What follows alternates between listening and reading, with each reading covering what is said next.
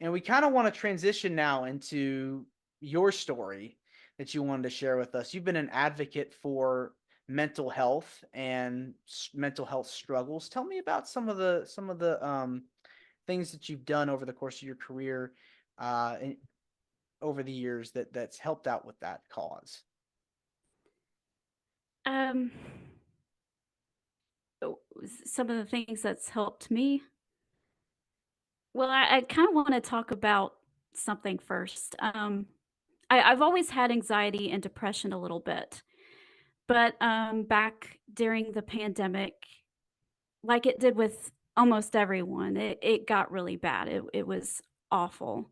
You know, you can't see your loved ones, you can't do the things that you normally like to do. You're kind of stuck in the house all by yourself. Mhm. Um, and it was just a really dark time, and I kinda let myself get into a really dark, deep place that I had never really been before. I've always struggled with it, but I always seemed to pull myself out of it before it got that bad.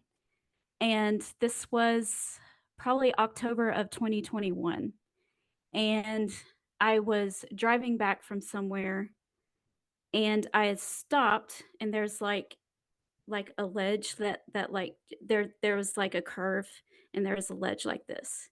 And I was sitting there contemplating just not being here anymore. And my business partner sent me a text message, and I don't know why I decided to look at it, but I did. And it said, "Hey, Eddie Kingston cut this promo on Brian Danielson last night on Rampage. It's really cool. You should check it out." I was like, "Well, this is ironic. The last thing I ever look at is gonna be about wrestling." So I click on the link and I look at it, and at this point in time, Eddie Kingston was in a tournament for the world title, and his next opponent was Brian Danielson, and Eddie Kingston was talking about depression and how he was feeling, and how it makes him feel, and how he reacts to the world. And I just started bawling because this is exactly how I was feeling in that exact same moment. Sorry, I'm shaking. And for the first time in forever, I felt like that I wasn't by myself, that someone else understood how I felt. And I was like, if he can do it, I can do it. So I turned my car on and I drove home. And from that very moment, I've been the biggest Eddie Kingston fan on the planet. There's nothing he can do that's gonna stop that, I don't think. So, and then a couple months later at Revolution 2022, I got to meet him in person, and I didn't go into details, but I did get to tell him a little bit of that story, and he sat there for about 10 or 15 minutes and talked to me, and gave me some really good advice.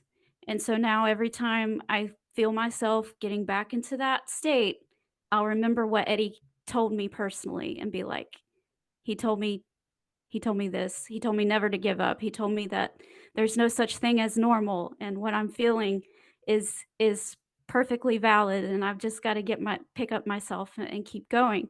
And he also made me promise that I wasn't going to just sit on it, that I was going to try to pay it forward and give back to people who might be going through the same thing. So that's what I try to do on my podcast. I feel like I know I don't have a huge reach or anything, but the few people that I can reach and can talk to, I try to make them feel that they are not by themselves, that there are people exactly like them out there who want who care about them, and that they are worth fighting for, that their lives are worth living, and to just keep going on even when you feel like there's no reason to. Wow, that is just a powerful story. First of all, I just want to say that you uh, just are an incredible human being, and nobody deserves to just nobody should ever have to think about taking their own life just because they're going through a hard time, because in this world you don't get to come back if Right, you make exactly. that choice.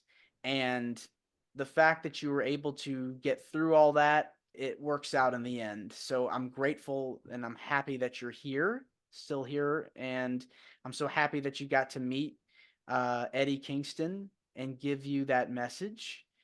And I'm just so happy that you're still kicking it. You're still living life and enjoying it. And life is just a blessing. Absolutely.